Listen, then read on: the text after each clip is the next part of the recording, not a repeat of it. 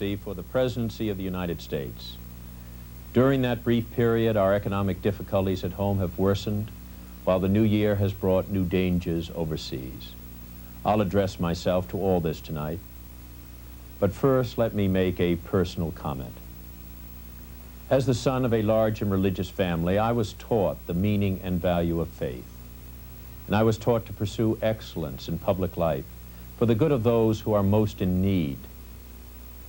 I was taught also to accept responsibility for my own mistakes, to admit them, and to accept the consequences.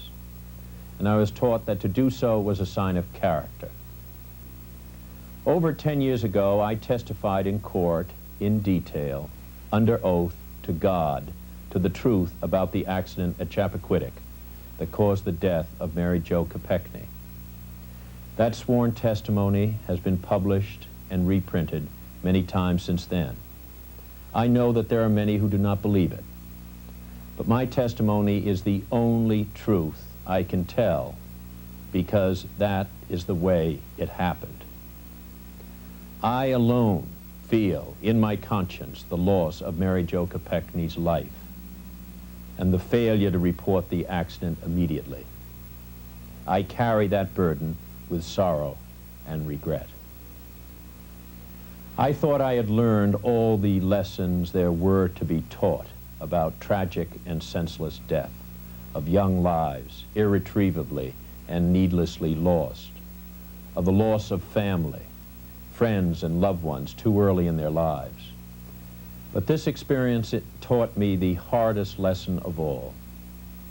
Beyond all those other losses, however painfully endured, nothing is more difficult than when you know you alone are responsible for the loss of a young life and all that it means to have deprived someone of so many future years, to deprive a mother and a father of their only child, and instead to have brought grief and anguish to them and to a host of her friends for the rest of their lives.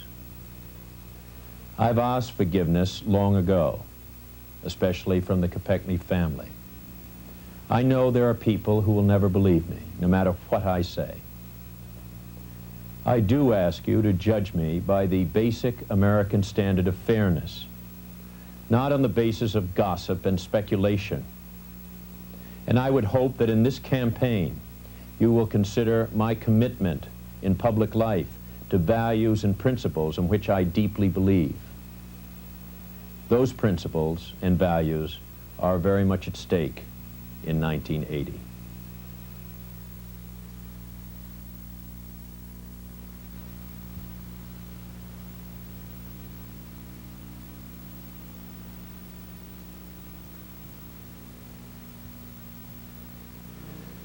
Five days ago, President Carter announced a doctrine that would define the area of the Persian Gulf as an American vital interest, and that could commit American people to military intervention in defense of this area. The question that requires careful consideration is, what does the Carter Doctrine mean for the world and for our own country? Many Americans feel that once the President of the United States has made an assessment and set a course, the rest of us should stand silent in the ranks, even if we have a different view of the national interest. That is not the lesson of our liberty or the heritage of our history. If the Vietnam War taught us anything, it is precisely that when we do not debate our foreign policy, we may drift into deeper trouble. If a president's policy is right, debate will strengthen the national consensus. If it is wrong, debate may save the country from catastrophe. So I make no apology for raising questions about the Carter Doctrine. The exercise of dissent is the essence of a democracy. Whether we are citizens or candidates, we have not only the right, but the obligation to deal with issues that may shape or shatter our future. All of us condemn the brutal Soviet invasion of Afghanistan. This wanton act of aggression has aroused the conscience of America and of all the world. It must be met with an appropriate response by the United States and our allies. But is this really the gravest threat to peace since World War II? Is it a graver threat than the Berlin blockade, the Korean War, the Soviet march into Hungary and Czechoslovakia, the Berlin Wall, the Cuban Missile Crisis, or Vietnam? Exaggeration and hyperbole are the enemies of sensible foreign policy. In fact, the Russians have dominated Afghanistan not for 4 weeks, but for 22 months. Years ago, Afghanistan passed under Soviet influence. It passed behind the Iron Curtain, not in 1980, but in 1978, with hardly a word of regret from the Carter administration. When 2 Marxist regimes in Kabul failed to put down Afghan resistance, the Russians decided to install a 3rd regime and to put down the insurgency themselves. Afghanistan, as they saw it, was slipping away. For many months, the administration had ignored the warning signals. The American ambassador was killed last February, while Soviet military advisors looked on. We were aware, well in advance, that the Russians were massing their forces, but the administration saw virtually nothing until after the invasion, when they drew a line in the dust that was already rising from the tread of Soviet tanks. Afghanistan is 7,000 miles away. Only 90 miles from our shores, Moscow had already seen a Carter line that did not hold. Last fall, the president said Soviet combat troops in Cuba were unacceptable. But soon he changed his mind. He charged up the hill and then charged back down. Theodore Roosevelt once warned, "Don't bluster, don't flourish your revolver, and never draw unless you intend to shoot." The false line drawn in Cuba may have invited the Soviet invasion of Afghanistan. This is a real crisis, but it is also part of the recurrent condition that has periodically disturbed the peace for a third of a century. A measured response to the potential threat in the Persian Gulf must reflect certain principles that will prove less hazardous and more effective than a unilateral and unlimited American commitment. First, this is not just our problem. It is a greater problem for nations that have a greater dependence on Middle East oil. We must seek their views and act in concert. We cannot impose policies on NATO and Japan, but together we can set a common policy. That is even truer of the Islamic states, the countries that could be most menaced by Soviet aventurism. It is impractical to rely on a doctrine that requires us to stand astride the Persian Gulf solely on our own. Second, we must not discount the condemnation of Soviet aggression by the international community. This is important, but not because the Russians are moved by world opinion. They are not. It is important because the Soviet Union now finds itself estranged from the Third World, a result that will gravely handicap the Russian in lands they have previously regarded as their private hunting ground. This reaction runs deep in the Muslim world, where Arab nationalism and Muslim religious feeling can become a powerful force against Soviet ambition. Third, American naval and air forces should be strengthened in the area. We must recognize, however, that such forces alone cannot secure control of a great landmass. But an enlarged presence, including carefully selected military facilities, could have a deterrent effect on the calculations of the Kremlin. And with our allies, we should increase military aid to nations that may have to face the Soviet threat. Even as we take these steps, even as we express our abhorrence of the aggression in Afghanistan, let us not foreclose every opening to the Soviet Union. This is not the first abuse of Soviet power, nor will it be the last, and it must not become the end of the world. 10 months after the Cuban Missile Crisis, a far greater threat to American security than Afghanistan, the United States Senate ratified the Nuclear Test Ban Treaty by an overwhelming vote. The task of statesmanship is to convince the Russians that there is reason for fear, but also reason for hope in their relations with the United States. Above all else, we must realize that symbols are no substitute for strength. And in the State of the Union message, President Carter offered a new symbol. He requested funds for computer runs to register young Americans for the draft.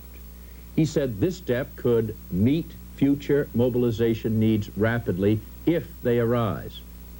But draftees who take 6 months to train would be a very slow deployment force. Registration now would save only 13 days in the event of mobilization. If registration and the draft were essential in a real emergency, there would be no dissent from me or most Americans. But I oppose registration when it only means reams of computer printouts that would be a paper curtain against Soviet troops. If the president wants a peacetime draft, he should say so. But I oppose the peacetime draft. And I also oppose the president's plan for registration, which is the first step in that direction. We should not have taken this step across the threshold of Cold War II. We should not be moving towards the brink of sending another generation of young to die for the failures of the old in foreign policy. In the same spirit of realism, we must deal with the crisis in Iran.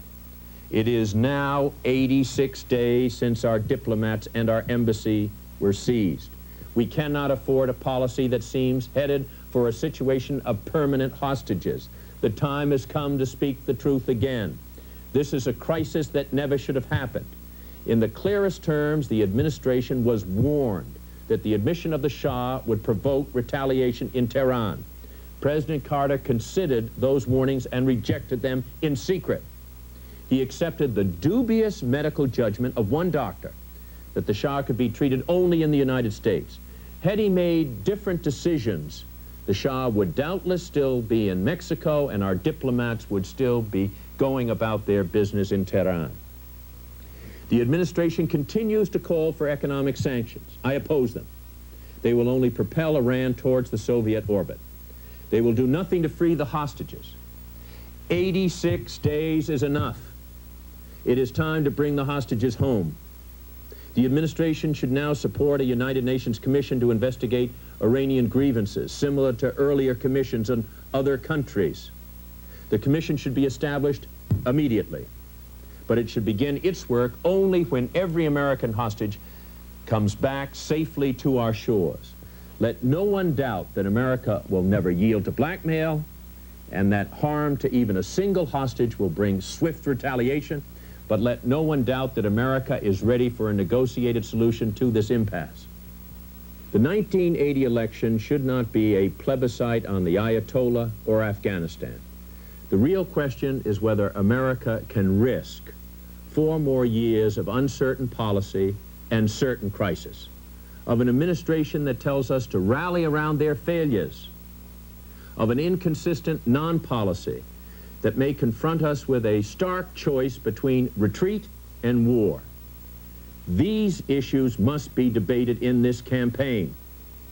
The silence that has descended across foreign policy has also stifled debate on other essential issues. The political process has been held hostage here at home, as surely as our diplomats abroad.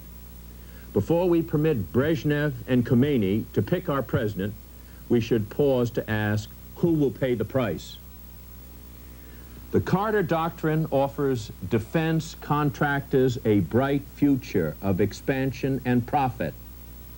But the middle class, the blue-collar workers, minorities, and every victim of discrimination by race or sex or age, they all face the bleak prospect of higher taxes, higher interest rates, higher inflation. The young will pay a further cost in registering for the draft. And as the president's budget makes clear, programs of social benefit and justice will once again be postponed. If the principle of sacrifice is to prevail, let it apply as well to the oil companies and all the other elements of the military-industrial complex. Last week we heard a State of the Union message that left behind the problems this president was elected to resolve. The administration but not the nation, has turned away from those problems and from the people who live with them every day. People out of work or about to lose their jobs. Families who cannot buy a home. Parents who cannot send sons and daughters to college. The sick who cannot pay their bills for health. And the elderly who must now choose between heat in their apartments and food on their tables. When the unity of our present fear fades, when the crowd stop cheering and the band stop playing, someone has to speak for all the Americans who were ignored in the State of the Union address. It is their union too, and the state of their lives deserves to be addressed. If my candidacy means anything, it means a commitment to stand and speak for them. So let me tell you what we did not hear from the President last week. Inflation will continue. Unemployment will go up. Energy prices will rise to even higher levels. The cost of home heating oil has soared to 95 cents a gallon, and now we discover that Exxon has registered the first $4 billion profit in the entire history of industrial corporations. And these domestic concerns are not merely matters of social justice. They are also at the center of our foreign crisis. Iran and Afghanistan demonstrate a fundamental truth of the American condition. We are perilously dependent on OPEC oil. A house weakened in its own condition cannot stand. Unless we put our energy house in order, our strength and credibility will continue to fall. The world will grow steadily more dangerous for our country and our interests. The Carter administration has accepted our petroleum paralysis. They talk of sacrifice, but it is an unequal sacrifice founded on unfair prices that bring hardship to our people. The President's decision to decontrol the price of oil will cost the average family $1,000 each year throughout the decade of the 1980s. We all remember the Democratic presidential candidate in 1972 whose campaign was a sale because he proposed assistance of $1,000 a year for every person in poverty. How then are we to regard a Democratic president in 1980 who wants to do the opposite, who wants to take $1,000 a year from every family and transfer it to the oil conglomerates? We must cure our addiction to foreign oil.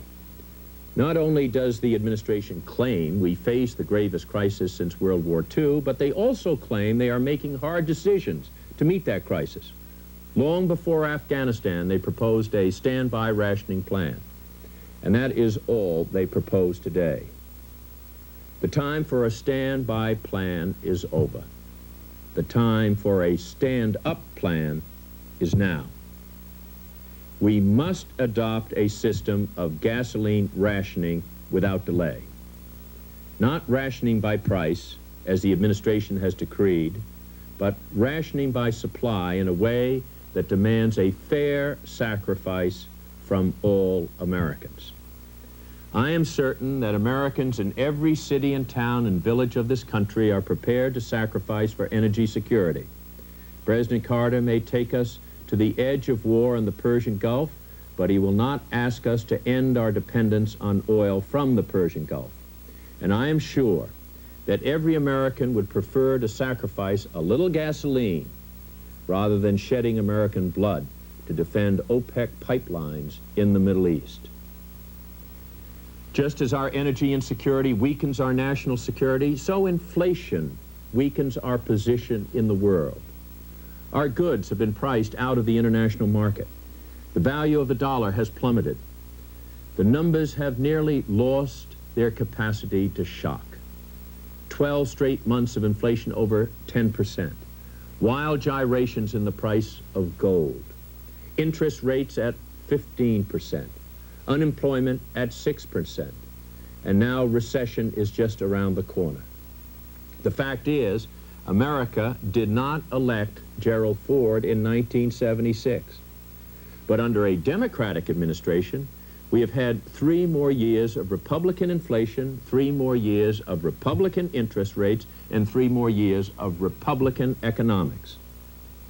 As a candidate, President Carter taunted President Ford in 1976 because the misery index, the sum of the inflation rate and the unemployment rate, had reached a level of 13%. Today, that index stands at 19%. These statistics are familiar, but one new fact sums up all the current chaos in our economy. The president who promised a balanced budget as a candidate 4 years ago now proposes a budget with a deficit of $16 billion for the coming year. If you do a little arithmetic, if you take this new deficit and add it to the other Carter deficits of the past 3 years, you will discover an extraordinary thing.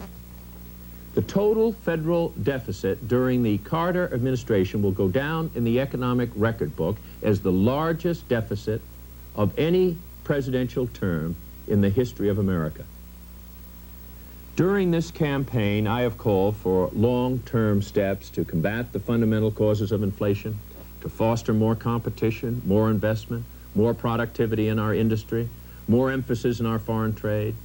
They are obvious measures that must be adopted now if we are to succeed in righting our capsized economy. Potentially, one of the most important short-term weapons against inflation is voluntary restraint. But President Carter has hardly touched that weapon. He waited 21 months to set guidelines on prices and wages, and inflation is actually worse since his guidelines were put in place than it was before. The administration's anti-inflation policy has the same credibility with major corporations that their foreign policy has with the Soviet Union. The time has come for a frank admission that under this president, the voluntary guidelines have run their course and failed. Inflation is out of control. There is only one recourse. The president should impose an immediate 6-month freeze on inflation, followed by mandatory controls as long as necessary across the board, not only on prices and wages, but also on profits, dividends, interest rates, and rent. The only way to stop inflation is to stop it in its tracks. Only then can we break the psychology of inflation that runs through every aspect of our economy and erodes our power in the world. Today, I reaffirm my candidacy for the presidency of the United States. I intend to stay the course, and I believe we must not permit the dream of social progress to be shattered by those whose promises have failed. We cannot permit the Democratic Party to remain captive to those who have been so confused about its ideals. I'm committed to this campaign because I am committed to those ideals. I am committed to an America where the many who are handicapped, the minority who are not white, and the majority who are women will not suffer from injustice, where the Equal Rights Amendment will be ratified, and where equal pay and opportunity will become a reality rather than a worn and fading hope. I want to be the president who finally achieves full civil rights and who passes an economic bill of rights for women. And I'm committed to an America where average income workers will not pay more taxes than many millionaires, and where a few corporations will not stifle competition in our economy. I want to be the president who at last closes tax loopholes and tames monopoly so that the free enterprise system will be free in fact. And I'm committed to an America where the state of a person's health will not be determined by the amount of a person's wealth. And I want to be the president who brings national health insurance to safeguard every family from the fear of bankruptcy due to illness. And I'm committed to an America where the cities that are the center of our civilization and the farms that are the source of our food will be preserved and strengthened. I want to be president who halts the loss of rural lands to giant conglomerates and who declines to accept urban slums, unequal schools, and an unemployment rate in the inner city that approaches 50%. And I'm committed to an America that will safeguard the land and the air for future generations. And I want to be the president who stops the seeding of the earth with radioactive waste from nuclear plants, and who refuses to rely on nuclear future that may hazard the future itself. And I'm committed to an America that is powerful enough both to deter war and to do the work of peace. I want to be a president who does not rush to a helter-skelter militarism or a heedless isolationism, who improves our military without gilding our weapons, who lifts at least a little the nuclear night that hangs over the world, and who makes the world itself a little safer for both diversity and democracy. And for all these commitments, I have only just begun to fight. I am convinced that the people who are not selfish or hopeless, and that government is not helpless to serve the public interest. I am convinced that we as a people are ready to sacrifice, to give something back to our country in return for all it has given to us. It is easy to preach sacrifice while practicing the politics of symbols. It is easy to bend to the prevailing political breezes. All politicians are tempted to do this at times. But as I said a year ago, sometimes a party must sail against the wind. Now is such a time. We cannot wait for a full and fair wind, or we will risk losing the voyage that is America. A New England poet once said, "Should the storm come, we shall keep the rudder true." Whatever comes in the voting of this year, or in the voyage of America through all the years ahead, let us resolve to keep the rudder true. Senator Kennedy has delivered one of the most straightforward speeches we've ever heard. He's told us about himself and the answers to the hardest problems that face America. He has the toughness and the vision and the skill to bring our economy and our foreign policy back under control. He knows how to work with Congress. He knows how to deal with the Soviet Union. He knows how to lead. Under the federal election law, no individual, including Senator Kennedy's family, can give more than $1,000 to this campaign, so we will have to help. Every dollar you send will be matched by federal funds. So in effect, the dollars you give will be doubled. If you want America to work again, please contribute whatever you can to this effort. Senator Kennedy can win the presidency and make a real difference in the years ahead if only you will give your votes and your contributions to this campaign. Please send what you can to this address. Kennedy for President Committee, Post Office Box 1980, Boston, Massachusetts. I will repeat, Kennedy for President Committee, Post Office Box 1980, Boston, Massachusetts. Thank you.